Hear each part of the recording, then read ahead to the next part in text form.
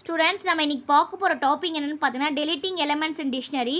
டிக்ஷனரியில் ஒரு எலமெண்ட்ஸ் எப்படி டெலிட் பண்ணுறதுன்னு சொல்லிட்டு பார்க்க போகிறோம். அதுக்கு என்னென்னலாம் யூஸ் பண்ணணும்னு பார்க்க போகிறோம். ஒரு ஐட்டம்ஸ் நம்ம டிக்ஷனரி டெலிட் பண்ணோம்னா அது யூஸிங் டெல் கீவேர்ட் மூலிமா நம்ம என்ன பண்ணலாம், அதை வந்து நம்ம வந்து டெலிட் பண்ணலாம்.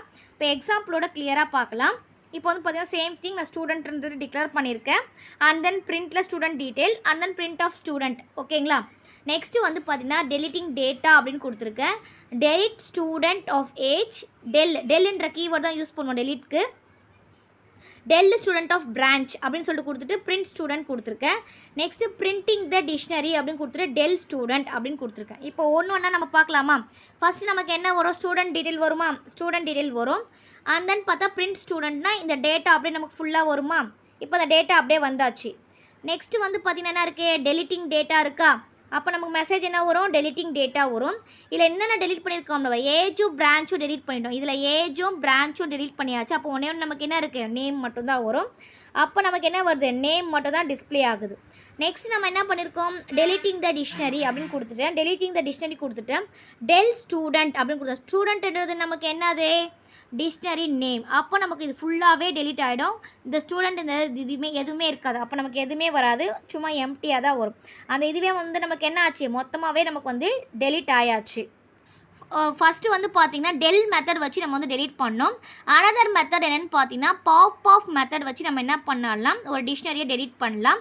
It's one of the way to the elements. அதாவது எலமெண்ட்ஸ் வந்து டெலிட் பண்ணுறதுக்கு the value connected to specific key in dictionary is remove using the, அதாவது கீயோ இல்லை வேல்யூ வச்சு நம்ம என்ன பண்ணலாம், பாப் ஆஃப் மெத்தட் மூலிமா நம்ம வந்து என்ன பண்ணலாம், டெலிட் பண்ணிக்கலாம்.